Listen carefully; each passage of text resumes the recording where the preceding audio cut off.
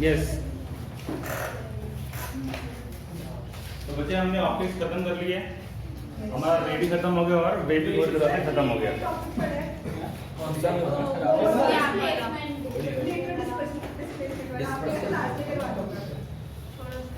हाँ, हमारा एक टॉपिक है करना है यार, लेकिन अभी आज ही करना है।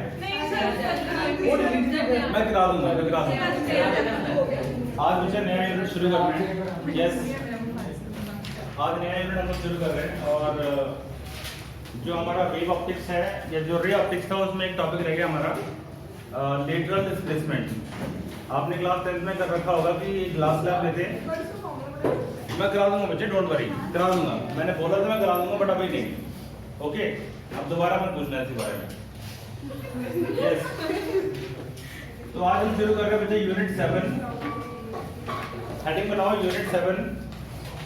यूनिट 7 इसका नाम है dual nature of matter and radiation. Please बातें करना बंद कर दो, नहीं तो आपको यहाँ आके बोलना पड़ेगा एक टॉपिक के ऊपर। Dual nature of matter and radiation, total मिला के आप ये मान के चलो कि आपका 70% लेवल खत्म हो गया। ठीक है, 70 या 65% लेवल। अभी हमारा जो चल रहा है बच्चे वो शुरू हो गया हमारा मॉडर्न फिजिक्स। इसको हम मॉडर्न फिजिक्स का चैप्टर 1 बोलते हैं। अभी तक तुमने जो पढ़ा वो सब क्लासिकल था, ऑप्टिक्स थी, वो खत्म हो गया, मॉडर्न फिजिक्स शुरू हो रही है। मॉडर्न फिजिक्स उसे कहते हैं बच्चे जिसके अंदर हम लोग quantum theory of light, quantum theory of मतलब वेरियस एस्पेक्ट्स यूज करते हैं। क्वांटम थ्योरी का मतलब क्या होता है, जिसके अंदर हम लोग पार्टिकल लेवल पे स्टडी करेंगे, particle level study modern physics में। जैसे कि आपको अगर 200 साल पहले लेके जाया जाए तो आपको पूछा जाए कि भाई ये क्या है, तो आप बोलोगे कि ये मार्कर है। ठीक है, ये मार्कर है। लेकिन आज की डेट में हम लोग अगर इसको क्वांटम मैकेनिकली बोले तो हम इसको क्या बोलेंगे कि this is a kind of wave और a particle. This is a kind of wave और ए पार्टिकल। तो क्वांटम मैकेनिक्स जो है वो बिल्कुल नए लेवल से चीजों को एक्सप्लेन करती है, नए लेवल से। मतलब कि this is a piece of matter and this matter is made up of atoms and atoms is made up of electron, proton and neutron. आगे न्यूट्रॉन और प्रोटॉन की भी क्वार्क्स लेवल पे कंपोजिशन है। इसको बोलते हैं quantum physics, quantum mechanical level पे स्टडी करना। ये क्लासिकल बॉडी है, लेकिन इसको अगर माइक्रोस्कोपिक लेवल पे इमेजिन किया जाए या उसको स्टडी किया जाए तो उसमें हम पार्टिकल के साथ में डील करते हैं। तो अब जो हम स्टडी कर रहे हैं वो मॉडर्न फिजिक्स स्टडी कर रहे हैं, जिसमें कि हम लोग पार्टिकल लेवल पे चीजों की बात करेंगे, like atoms, protons, electrons and neutrons, उनकी बात करेंगे। तो इस चैप्टर में देखो नाम लिखा हुआ है dual nature of matter and radiation. If I ask you वो मैटर किसे कहते हैं, मैटर क्या होता है? ऐसे नहीं, जिसको मैं पूछूंगा वो बताएगा क्या होता है मैटर। अच्छा, और तेरे बालों क्या हुआ? कुछ तो हो गया सर, पता नहीं।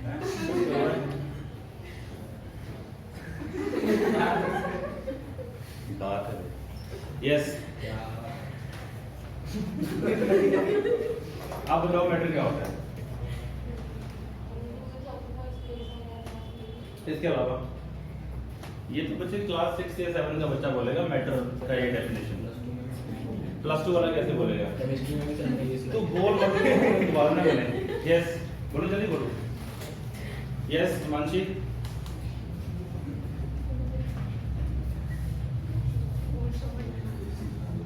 एनीवन यार, क्या आप बोलो जैसे बोलो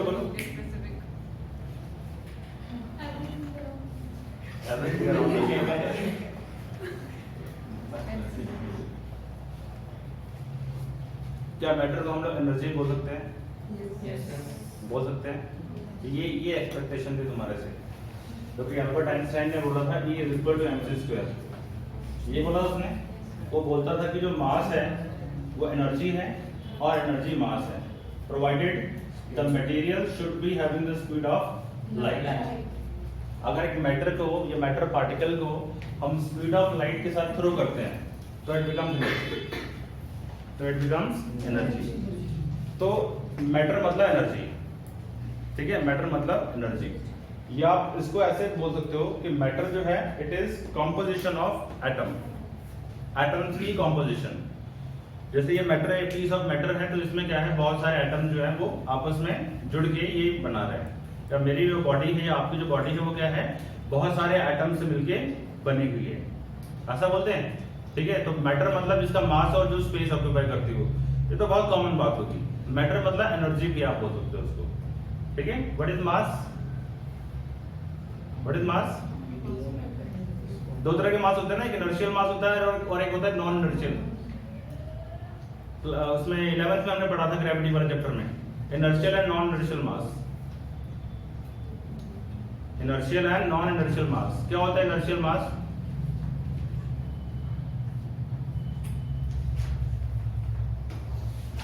यार चल फिर तुम लोग प्लस वन क्वालिफाई करके आए। एनीवन, चलो एनीवे छोड़ो, मास की तो बात ही नहीं है।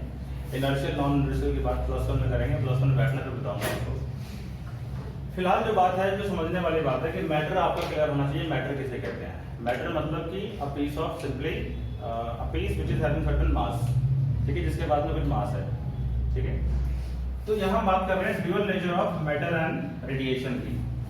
तो आपने रे ऑप्टिक्स में, इन रे ऑप्टिक्स में बच्चे आपने क्या चीज स्टडी करी थी? रे ऑफ लाइट स्टडी करी थी। रे ऑफ लाइट, ठीक है, जिसको आप क्या बोलते हो, सिंपली रेडिएशन बोल देते हो। जैसे कि यहाँ पे बहुत ज्यादा एक्सेस में रेडिएशन आ रही है, जिसकी वजह से कैमरा हमारा जो है वो 4 स्पॉट्स दिखा रहा है। ठीक है, जो ऑनलाइन देख रहे हैं उनको पता लग रहा होगा 4 स्पॉट्स, 4 बल्ब के रिफ्लेक्शन दिख रहे होंगे। तो रेडिएशन, रे ऑफ लाइट मतलब रेडिएशन। ठीक है, अब ये जो रेडिएशन है, इसको हम दो तरह से देखेंगे। इसको हम दो तरह से देखेंगे। ये देख रहे हो आप यहाँ पे, दो तरह से, यानी dual nature of radiation and matter. Radiation को दो तरह से देखेंगे। कौन कौन से दो तरह होंगे बच्चे? एक होगा आपका पार्टिकल और एक होगा wave. Particle and wave, particle and wave. तो मुझे ये बताओ, रेडिएशन को पार्टिकल की तरह देखने वाला सबसे पहला लॉजिक, ये सबसे पहला कंसेप्ट किसने दिया था? वेरी गुड, किसने बोला? न्यूटन ने दिया था। तो आपने बच्चे वो लेक्चर लगाया होगा जिसमें मैंने न्यूटन्स कॉर्पस्कुलर थ्योरी बताई थी आपको। ठीक है, न्यूटन्स कॉर्पस्कुलर थ्योरी, जिसमें वो कहते हैं कि भाई जो लाइट है it is made up of tiny particles, जिसको हम कॉर्पस्कल्स बोलते हैं। तो न्यूटन का कॉर्पस्कल जो थ्योरी था, वो पार्टिकल नेचर की बात सबसे पहले करता था। और दूसरा जो वेव नेचर ऑफ लाइट है, उसकी बात कौन करता है? वेव नेचर ऑफ लाइट की बात सबसे पहले किसने करी थी? Huygen theory. हाइगन थ्योरी में वेव नेचर ऑफ लाइट की बात करेगी। उसके बाद में आपने इंटरफेरेंस स्टडी करा, YDAC Young's double slit experiment, फिर आपने फ्रेस्नेल फ्राउनहोफर डिफ्रैक्शन स्टडी करी। वो सब किसकी बात करते हैं? वेव थ्योरी की बात करते हैं। तो पार्टिकल नेचर की बात करी सबसे पहले न्यूटन ने। तो न्यूटन्स कॉर्पस्कुलर थ्योरी, बच्चे नोट करते रहो। न्यूटन्स कॉर्पस्कुलर थ्योरी में किसकी बात करी गई? पार्टिकल नेचर ऑफ रेडिएशन की बात करी गई, जो कि अपने आप में गलत हो गई थी, गलत हो गई थी। ठीक है, लेकिन बाद में फिर से पार्टिकल नेचर को जस्टिफाई किया गया। बताता हूं कि वो कब जस्टिफाई हुआ। वेव नेचर ऑफ लाइट जो है उसकी बात करी हाइगन ने। ठीक है, HUY हाइगन थ्योरी या ह्यूजन बोल दो, जो मर्जी बोल दो, अलग अलग लोग इसको अलग अलग नाम से जानते हैं। ठीक है, YDAC Young's double slit experiment. ठीक है, डिफ्रैक्शन एक्सपेरिमेंट, ये सब जो है ये वेव नेचर ऑफ लाइट को जस्टिफाई करते हैं। मतलब ये रेडिएशन का दो तरह का नेचर है, पार्टिकल नेचर भी है और वेव नेचर भी है। दोनों के प्रूफ अपने को मिलते हैं। अगर हम हिस्ट्री को खोलें तो उसके अंदर पार्टिकल नेचर को न्यूटन साहब ने सबसे पहले बताया था 1675 के क्रॉस। उस समय उससे बड़ा कोई साइंटिस्ट था ही नहीं, इसलिए उसने जो बोल दिया लोगों ने वो मान लिया। और करीब करीब 100 साल तक, हाइगन की वेव थ्योरी के आने से पहले 100 साल तक लोग पार्टिकल नेचर ऑफ लाइट को सही मानते रहे। लेकिन मैंने आपको सारा एक्सप्लेन किया कि ये गलत क्यों हुआ था। ये हम लोग डिटेल में कर चुके बात, तो अभी बात करने का कोई मतलब नहीं है। अभी तो खाली चैप्टर के इंट्रोडक्शन दे रहा हूं मैं। तो वेव नेचर को जस्टिफाई करने के लिए एक्सपेरिमेंट है। तो रेडिएशन का ड्यूअल नेचर समझ में आता है समझने। अब बात करते हैं मैटर का ड्यूअल नेचर कैसे होगा। मैटर मतलब me, you, this marker, everything, camera, everything is a piece of matter. तो उसका ड्यूअल नेचर कैसे होगा? तो मैटर का भी ड्यूअल नेचर है, इस चैप्टर में हम स्टडी करेंगे। बच्चों मैटर का मतलब क्या हुआ? जैसे कि एटम्स, मॉलिक्यूल्स, ये सब क्या है? These are the piece of matter, या मैटर को बनाने वाले कॉन्स्टिट्यूएंट आप बोल सकते हो। ठीक है, जैसे कि ये मैटर है, इस मैटर में एटम्स होंगे। ठीक है, उन एटम्स में इलेक्ट्रॉन, प्रोटॉन्स एंड न्यूट्रॉन्स हैं। ठीक है, तो मैटर में एटम्स और मॉलिक्यूल्स की बात होगी जिनके पास में डेफिनेट मास है। डेफिनेट मास जिनके पास में, उसको मैटर बोल देते हैं नॉर्मल लैंग्वेज के अंदर। अब इसका ड्यूअल नेचर कैसे होगा? मतलब कि ये भी एक पार्टिकल की तरह होगा और वेव की तरह होगा। ड्यूअल नेचर मतलब पार्टिकल एंड वेव। तो इस चैप्टर में हमने पार्टिकल और वेव के ऊपर ही अपने आप को कन्फाइन रखना है। कौन पार्टिकल बनेगा, कब बनेगा, कौन वेव बनेगा, कब बनेगा, ये सब बात करेंगे। तो मैटर का पार्टिकल नेचर जो है, सबसे पहले उसका थ्योरी दिया गया। The very first theory that was given and confirmed was the photo electric effect. सुना होगा तुमने फोटो इलेक्ट्रिक इफेक्ट। और हमारे चैप्टर का पहला टॉपिक यही होने वाला है, फोटो इलेक्ट्रिक इफेक्ट। क्या होता है वैसे ये? आई थिंक 11th में केमिस्ट्री में भी था ये चीज। था केमिस्ट्री में ये होता है कि मेटल सरफेस पे एक लाइट डालते हैं और लाइट से क्या होता है कि वो लाइट जो है इलेक्ट्रॉन एमिट करवा देता है। यही था। फिजिक्स में पढ़ेंगे बट उसके बहुत मतलब माइनर डिफरेंट होंगे, मतलब लेवल अलग ही होगा उसका। ठीक है, तो फोटो इलेक्ट्रिक इफेक्ट जो कि पार्टिकल नेचर को जस्टिफाई करता है। और एक कॉम्पटेंट इफेक्ट भी है जो कि आप आगे पढ़ोगे बीएससी वगैरह में, हायर लेवल पे जाके। तो पार्टिकल नेचर को मतलब न्यूटन की जो बात गलत हो गई थी 1675 में, एल्बर्ट आइंस्टाइन ने 1905 के अंदर इस बात को दोबारा से सही साबित कर दिया, बट अलग लेवल पे। वो कॉर्पस्कल बोलता था, ये बोलता था फोटोन। इसने बोला कि लाइट जो है वो फोटोन पार्टिकल है, फोटोन पार्टिकल। और फोटोन थ्योरी बहुत अलग थ्योरी है, वो नॉर्मल पार्टिकल थ्योरी से बहुत हटके है। ठीक है, बताऊंगा मैं उसके बारे में कि क्या वो डिफरेंट है उसके अंदर। दूसरा वो कहता है कि अगर एक मैटर है, मटेरियल पार्टिकल है, जैसे कि इलेक्ट्रॉन ले लो आप। इलेक्ट्रॉन क्या है? इलेक्ट्रॉन को हम लोग बोलने वाले हैं मटेरियल पार्टिकल। भाई इलेक्ट्रॉन का मास होता है, यस और नो? हर वो पार्टिकल जिसका मास हो उसको हम क्या बोलेंगे? मटेरियल पार्टिकल बोलेंगे। तो इलेक्ट्रॉन का मास है, इलेक्ट्रॉन का मास है। तो वो कहता है, एक ऐसा एक्सपेरिमेंट हुआ है इसके अंदर, वो कहता है कि अगर इलेक्ट्रॉन को हम पर्टिकुलर वेलोसिटी से फेंके, कोई भी चीज है अगर उसको पर्टिकुलर वेलोसिटी से फेंकते हो, then it will be having some kind of wave around it. इसके पास में एक वेव बन जाएगी। शायद आपने वो डी ब्रोगली हाइपोथेसिस पढ़ी होगी केमिस्ट्री में, पढ़ी है? Lambda equals to h by mv, पढ़ी है? ये यही बात को कंफर्म करता है कि any material particle having some momentum, mv का मोमेंटम होता है, किसी मटेरियल पार्टिकल में जिसके पास में मास हो और वेलोसिटी हो। भाई मटेरियल पार्टिकल के पास भी मास होगा, तो मास और वेलोसिटी अगर दोनों हो जाए तो इसके पास क्या बन जाएगी? लैम्डा बन जाएगी। लैम्डा मतलब वेवलेंथ, और वेवलेंथ किसकी होती है? वेव की होती है। मतलब कि material particle having some velocity can be taken as wave. Dual nature of matter and radiation. Chapter का इंट्रो क्लियर हुआ कि नहीं क्लियर हुआ? तो ये है वेव नेचर को जस्टिफाई कर दिया इसने, किसने? डी ब्रोगली ने। तो डी ब्रोगली, इसको यार इसके नाम में बड़ी कंफ्यूजन है, कुछ लोग इसको डी ब्रोए बोलते हैं, इसको डी ब्रोए बोलते हैं। पता है आपको? जो नेटिव होते हैं, जहां के रहने वाला था, वहां के इसको बुलाते थे ओए डी ब्रोए।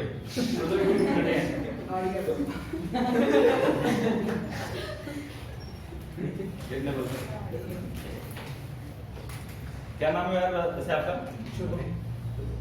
ठीक है, नेचर पता लगना चाहिए उसका। एनीवे, क्लियर है? आपका नेम क्या था? मैं भूल गया। निधि? आपका? इया? तेरे को कैसे लगा?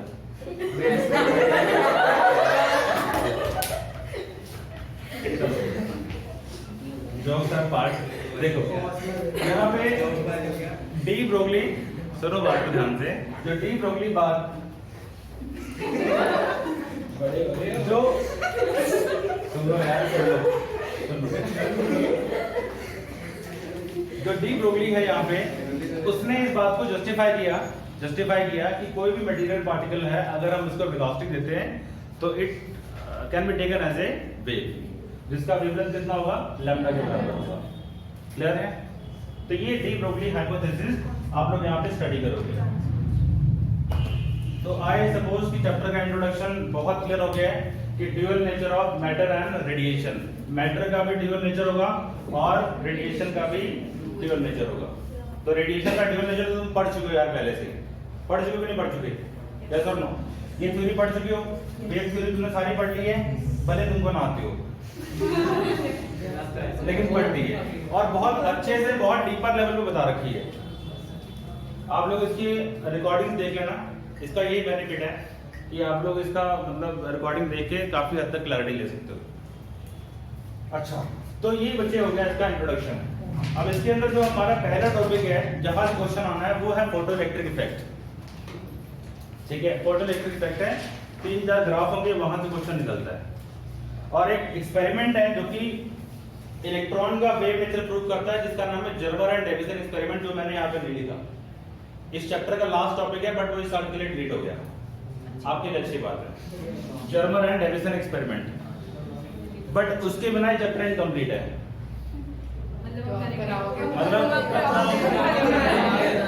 हाँ, मतलब हमें करना पड़ेगा, अगर समझना है तो करना ही पड़ेगा। Alright,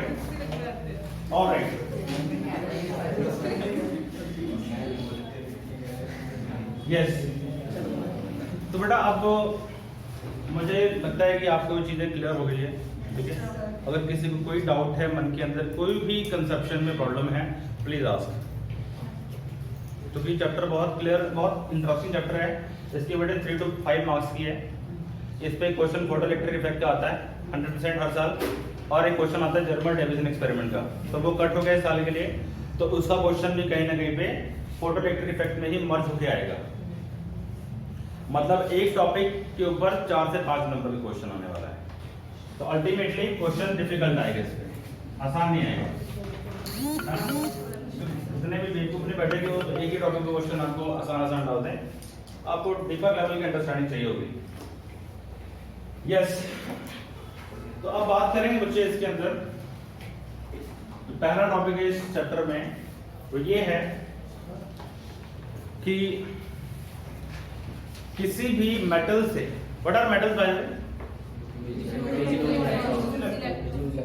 which? अच्छा, और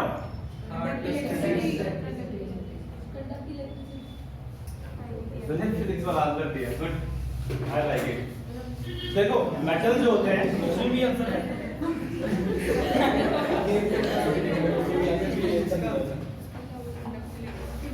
बेटा मेटल्स फिजिक्स में हम उन्हें कहते हैं which have lot of free electrons. Metals मतलब have lot of free electrons.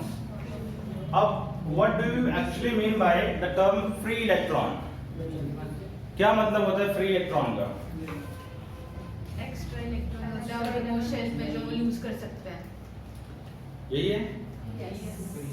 जैसे Anyone? के पास एक होता है। जो नए बच्चे हैं जीएस, आप बोलोगे व्हाट इज फ्री इलेक्ट्रॉन? आप बोलो।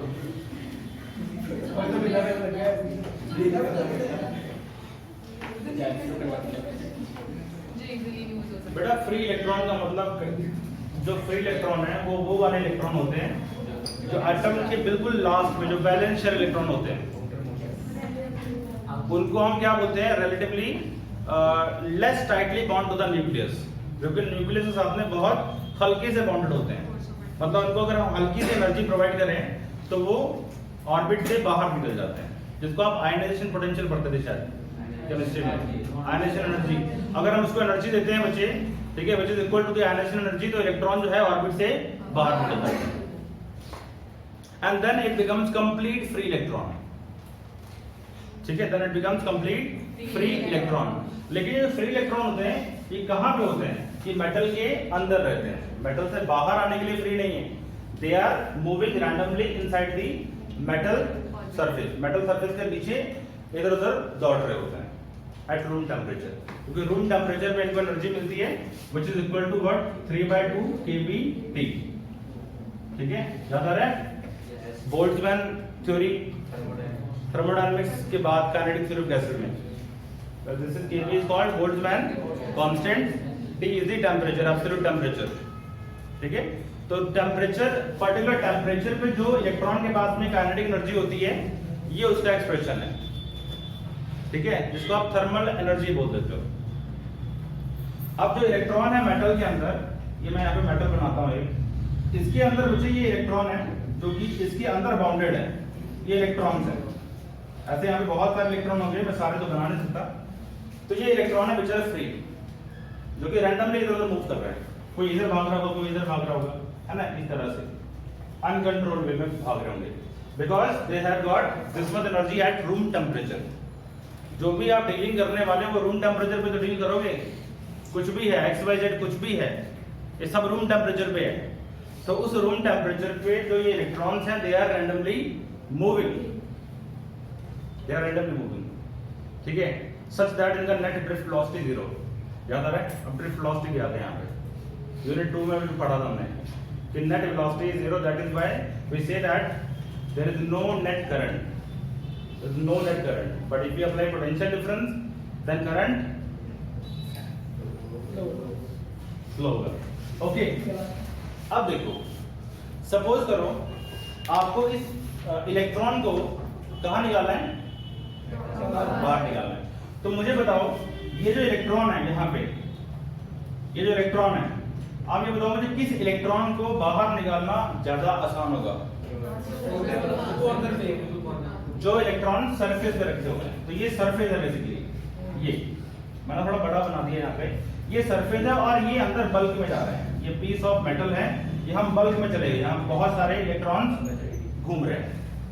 यानी कि यहाँ जो इलेक्ट्रॉन होगा बच्चे, देखो एक एटम की अगर बात करिए तो एटम में न्यूक्लियस होता है और यहाँ में इलेक्ट्रॉन है.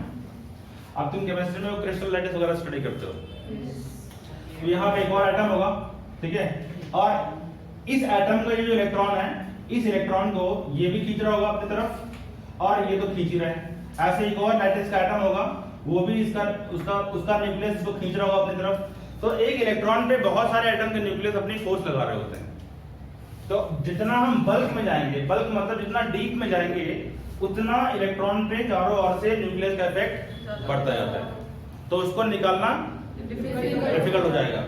अब ये जो सरफेस के इलेक्ट्रॉन है, इनको खाली नीचे से पुल मिल रहे हैं, नीचे के न्यूक्लियस पुल कर रहे हैं क्योंकि नीचे एटम पड़े हुए हैं, लेकिन ऊपर तो कुछ भी नहीं है, ऊपर कोई खींचने वाला एटम तो है नहीं है. तो ये सरफेस के इलेक्ट्रॉन को कंपैरेटिवली आप कम एनर्जी देके बाहर निकाल सकते हैं. क्लियर होगी बात? तो ये लॉजिक है. मतलब कि जब भी हम यहाँ पे फोटोइलेक्ट्रिक इफेक्ट की बात करेंगे तो वहां पे हमेशा सरफेस इलेक्ट्रॉन की इजेक्शन की बात करनी है, not the bulk metal electron. ठीक है, तो यहाँ पे हम बात करने वाले हैं सरफेस इलेक्ट्रॉन, जो सरफेस वाले इलेक्ट्रॉन है मेटल के अंदर, उसकी बात करेंगे. अब इस इलेक्ट्रॉन को इजेक्ट करने के तरीके क्या होंगे? What are the ways to eject the electron from the metal surface? चलो वेज यहां लिखता हूं मैं, ways to eject the electron from metal surface.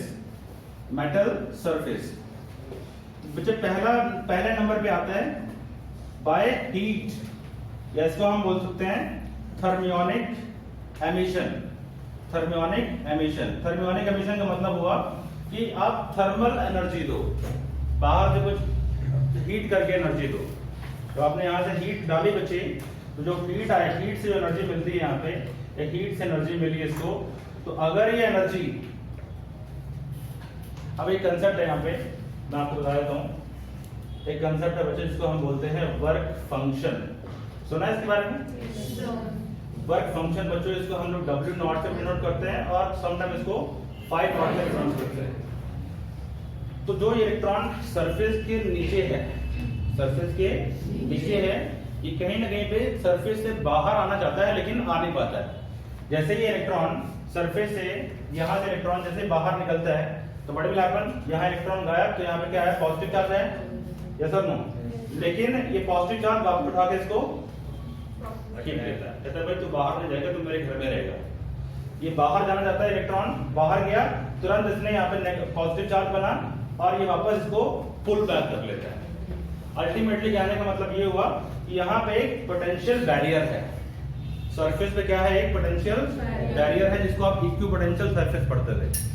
Every metal is a kind of equipotential surface.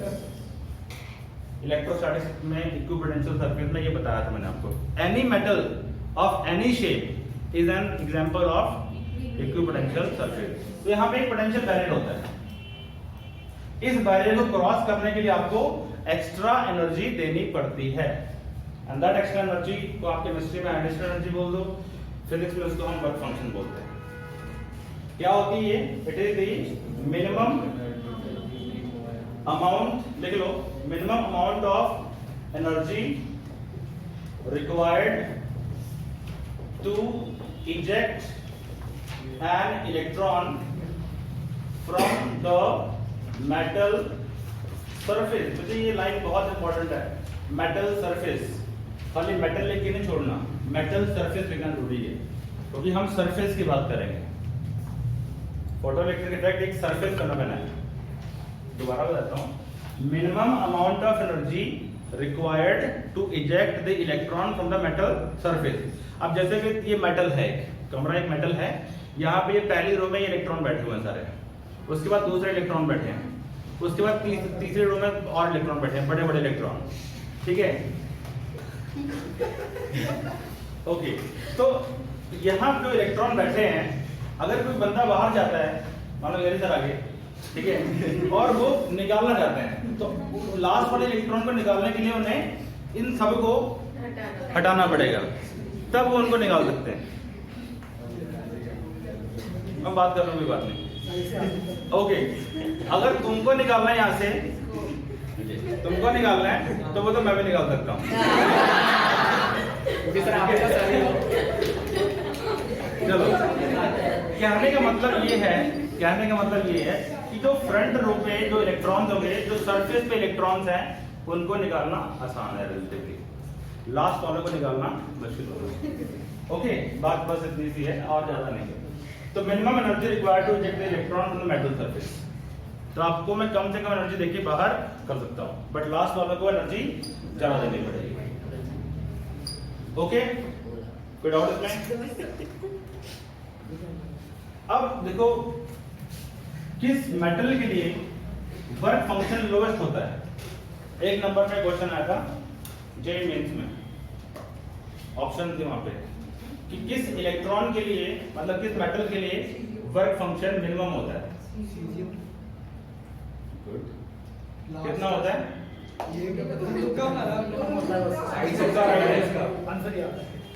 Caesium के लिए होता है मुझे minimum work function, and it is equal to 2.14 electron volt. अब इलेक्ट्रॉन वोल्ट मैंने एक नया टर्म यहाँ पे इंट्रोड्यूस किया। Yes, any question? Electron volt मैंने एक नया टर्म इंट्रोड्यूस किया। तो इलेक्ट्रॉन वोल्ट क्या होता है? 1 इलेक्ट्रॉन वोल्ट कितना होता है, किसी को याद है? 1.6 10 की power -19 joule. Basically this is the unit of energy. Energy का यूनिट है। जब भी हम एटम्स या मॉलिक्यूल्स की बात करते हैं तो वहां पे एनर्जी जो होती है वो बहुत थोड़ी होती है, बहुत कम होती है। तो एनर्जीज को हम लोग इलेक्ट्रॉन वोल्ट्स में बात करेंगे। बेसिकली अगर आपको याद हो, आपने पोटेंशियल वाले चैप्टर में पढ़ रखा होगा, work done per unit charge is equal to what? Potential difference होता है, यस और नो, ठीक है। तो जो वर्क डन होगा वो क्या होगा? चार्ज इनटू डेल्टा भी होगा। अगर मैं चार्ज को एक इलेक्ट्रॉन ले लूं, तो मैं यहाँ पे लिखूंगा एक इलेक्ट्रॉन, और उस इलेक्ट्रॉन को अगर मैं 1 वोल्ट का पोटेंशियल डिफरेंस दे दूं, मतलब कि यहाँ पे एक प्लेट है बच्चे, ये प्लस प्लेट, ये माइनस प्लेट है, और यहाँ पे एक इलेक्ट्रॉन है और इन प्लेट्स के बीच में डेल्टा भी कितना है, पोटेंशियल डिफरेंस इज 1 वोल्ट। तो ये जो इलेक्ट्रॉन है ये इलेक्ट्रॉन भागेगा, किधर भागेगा, प्लस प्लेट की तरफ भागेगा। तो जब ये भागेगा तो इसके पास में क्या होगा, कुछ ना कुछ काइनेटिक एनर्जी आएगी, यस और नो। और वो जो काइनेटिक एनर्जी होगी वो कितनी होगी, 1 इलेक्ट्रॉन वोल्ट की होगी। इसको आप के बोल सकते हो। तो एक इलेक्ट्रॉन वोल्ट का डेफिनेशन ये बनता है कि it is the kinetic energy gained by an electron when we give a potential difference of. तो electron volt is basically the unit of energy in atomic या न्यूक्लियर फिजिक्स। जहां हम atoms या न्यूक्लियर की बात करेंगे वहां पे हम लोग इलेक्ट्रॉन वोल्ट्स में एनर्जी को डील करेंगे। तो आपको पता है इलेक्ट्रॉन, एक इलेक्ट्रॉन का चार्ज कितना होता है, 1.6 10 to the power minus 19 coulomb, 19 coulomb into 1 volt, sorry into 1 volt। तो coulomb volt is basically the unit of energy, coulomb volt. याद हो गया? अगर कोई आपसे बोले कि 1 MeV कितना होता है, मेगा इलेक्ट्रॉन वोल्ट, तो आप बोलोगे 10 की पावर माइनस 13 जूल, ये जाओ मेगा, मेगा मतलब 10 की पावर 6, ठीक है, क्लियर हो गया? ठीक है, लिखते रहो, ये इंपॉर्टेंट है, ये इंपॉर्टेंट चीज है कि इलेक्ट्रॉन वोल्ट, क्योंकि आप पहली बार शायद सुन रहे हो। वैसे मैंने 11th में आपको बताया था ये वर्क कार एनर्जी वाले चैप्टर में, ठीक है। अच्छा, तो सीजियम का लीस्ट होता है व्हिच इज 2.14 इलेक्ट्रॉन वोल्ट, और प्लैटिनम Pt इसका मैक्सिमम होता है which is the 5.65 electron volt. की डाटा आपके माइंड में ऑल द टाइम क्लियर होना चाहिए, एक नंबर में कभी भी क्वेश्चन आ सकता है कि least work function for a metal and maximum work function for a metal. तो ये दोनों मैंने आपको बता दिया।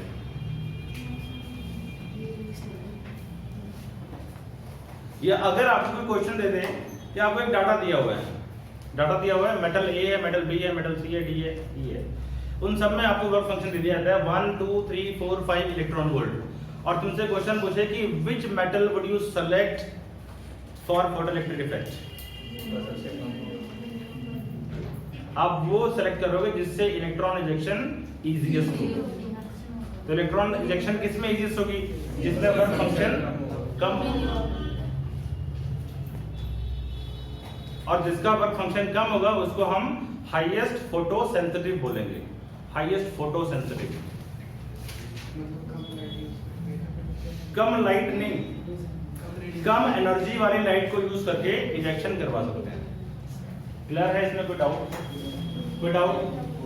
ये वर्क फंक्शन का बच्चे आपको डेफिनेशन आना चाहिए, मतलब क्लियर होना चाहिए। डेफिनेशन तो गोली मारो, तुम्हें मतलब समझ आना चाहिए इसका मतलब क्या है, क्योंकि इसकी यूटिलिटी बहुत इंपॉर्टेंट है।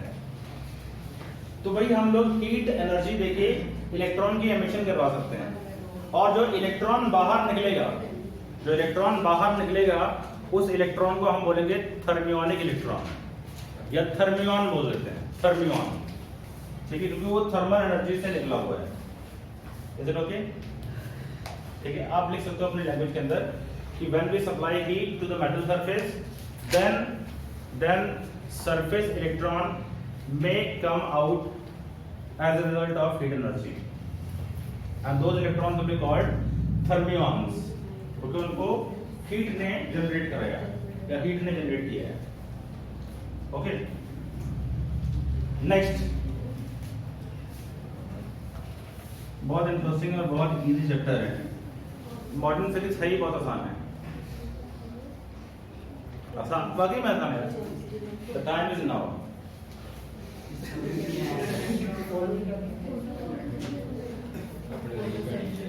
तो सबको बाहर बोलना, your time is up, my time is now. चलो ठीक है, बट एग्जाम हॉल में मत बोलना ऐसा।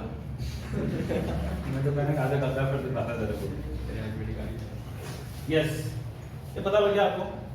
तो आप हीट देके इलेक्ट्रॉन को, मतलब यार आपको एनर्जी देनी है, मेटल सरफेस क्या देनी है, एनर्जी देनी है। अब वो एनर्जी तुम किस तरह से देते हो तुम्हारे ऊपर डिपेंड करता है।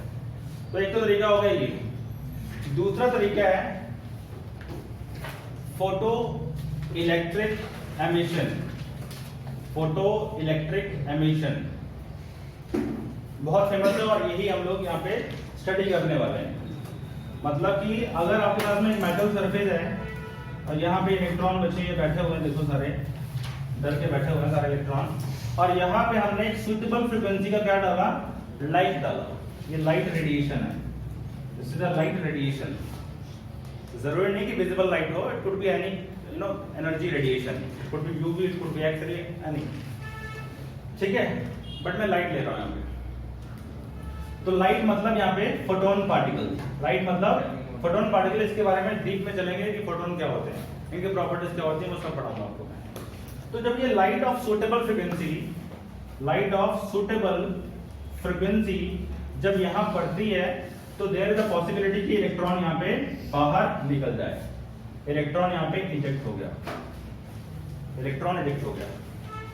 और याद रखना एक फोटोन एक इलेक्ट्रॉन को ही इजेक्ट करवाता है, 1 to 1 फेनोमेनन। आइंस्टाइन ने बताई थी एक्सपेरिमेंट भी। और ये क्यों होता है ऐसा, ये भी इसका भी रीजन है, बट अभी आगे पढ़ेंगे। अभी तो खाली बस ये है कि लाइट ऑफ सूटेबल फ्रीक्वेंसी पे पड़ी, मेटल ने इलेक्ट्रॉन रिलीज कर दिया। अब सूटेबल फ्रीक्वेंसी क्या होती है, उसको बोलते हैं थ्रेशोल्ड फ्रीक्वेंसी। सुने, थ्रेशोल्ड फ्रीक्वेंसी, थ्रेशोल्ड वेवलेंथ, ठीक है। तो जो यहाँ पे जब वर्क फंक्शन होगा, वर्क फंक्शन फाई नॉट, वो फाई नॉट क्या है बेसिकली, अगर आपने आइंस्टाइन की थ्योरी या मैक्स प्लैंक की थ्योरी पढ़ी हो तो आप उसको ऐसे लिखते थे, phi was equal to h into frequency. याद है एनर्जी का फॉर्मूला क्या था, energy was equal to h into nu. Max Planck की थ्योरी थी ये, where h is the Planck's constant. h क्या है आपका यहाँ पे, प्लैंक्स क्या वैल्यू होती है इसकी, 6.63 10 पावर माइनस 34 जूल सेकंड, ये जूल सेकंड व्हाटएवर। f यहाँ पे न्यू क्या है, न्यू इज फ्रीक्वेंसी। और कुछ लोग इसी चीज को ऐसे लिखते हैं, hc बाय लैम्डा लिखते हैं वो लोग, where nu is equal to basically c by lambda, ठीक है, क्लियर है। तो जब हम बात करते हैं वर्क फंक्शन की, तो वर्क फंक्शन में यही जो इक्वेशन है, इसको यहाँ लिखेंगे फाई नॉट और यहाँ कर देंगे एफ नॉट। और जो एफ नॉट है वो क्या है, थ्रेशोल्ड फ्रीक्वेंसी है, यानी वो मिनिमम फ्रीक्वेंसी जो कि इलेक्ट्रॉन को इजेक्ट करवाने के लिए चाहिए, ठीक है। अब एक चीज और ध्यान रखना, ये देखो बच्चे, E is equal to h होगा, h क्या है, कांस्टेंट है, h क्या है यहाँ पे, कांस्टेंट है।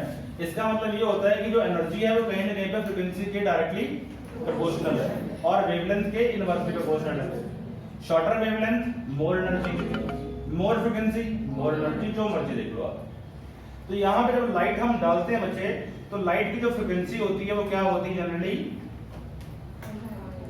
लैम्डा क्या होता है,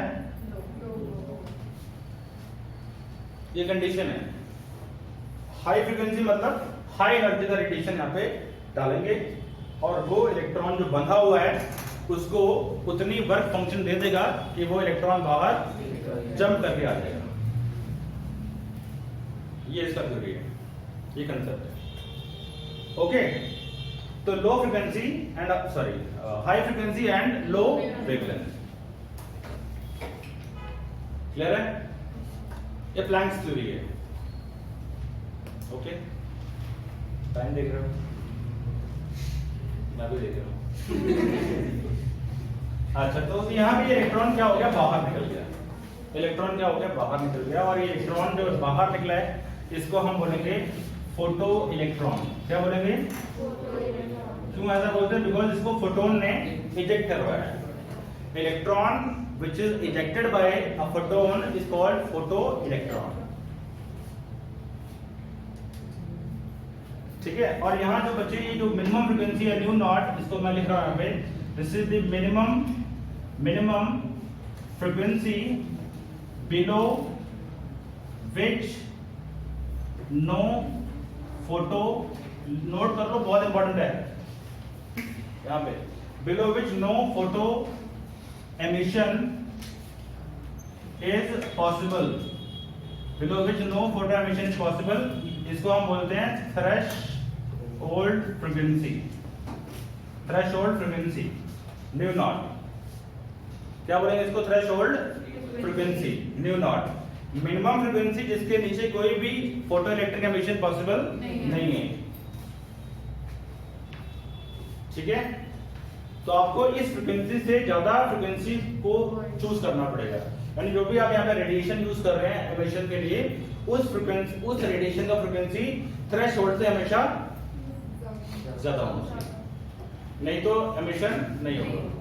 मान लो इसके लिए आपको थ्रेशोल्ड फ्रीक्वेंसी चाहिए 1 हर्ट्ज, और आप जो फ्रीक्वेंसी वहां पे दे रहे हैं वो है 0.2 हर्ट्ज या 0.3 हर्ट्ज या 0.4 हर्ट्ज, तो एमिशन कभी भी पॉसिबल होगा ही नहीं। तो आपको फ्रीक्वेंसी 1 हर्ट्ज से ऊपर ही रखनी पड़ेगी। ये ठीक है, तो एमिशन करवाने के लिए इलेक्ट्रॉन की आपको लाइट की फ्रीक्वेंसी सुटेबल रखनी पड़ती है, जो मैंने यहाँ लिखा है। सुटेबल मतलब incident frequency should be greater than threshold frequency. यहाँ पे देता हूं मैं, new incident should be greater than new not. Okay, एकदम क्रिस्टल की तरह कंसेप्ट क्लियर हो जाएंगे, बस ध्यान से सुनो, सो मत, ध्यान से सुनो, क्योंकि रात हो जाती है ना, पता इसलिए नहीं आने शुरू होती है। Yes, clear? ओके, तीसरे नंबर पे आती है third type of emission is the electric field emission. उसको फील्ड एमिशन बोल देते हैं,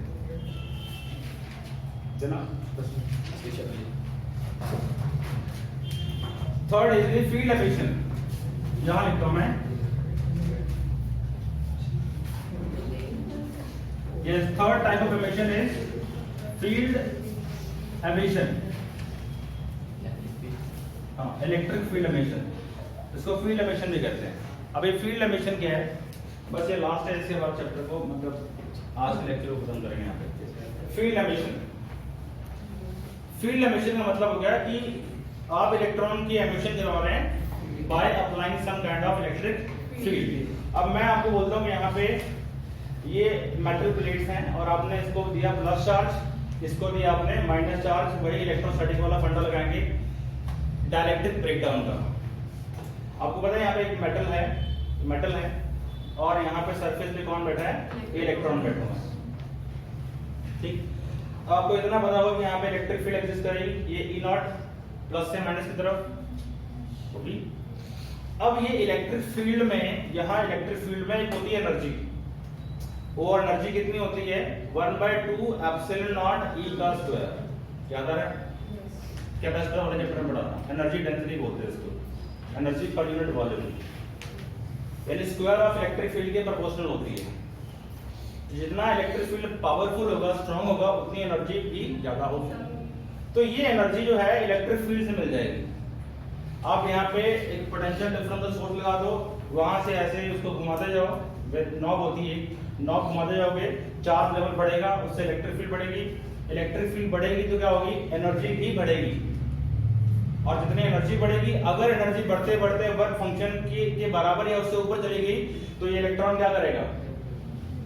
बाहर निकलेगा। इलेक्ट्रॉन यहाँ पे बाहर निकला, ये इलेक्ट्रॉन बाहर निकला, ये भी बाहर निकला, और इलेक्ट्रॉन जो है वो कहाँ जाएगा?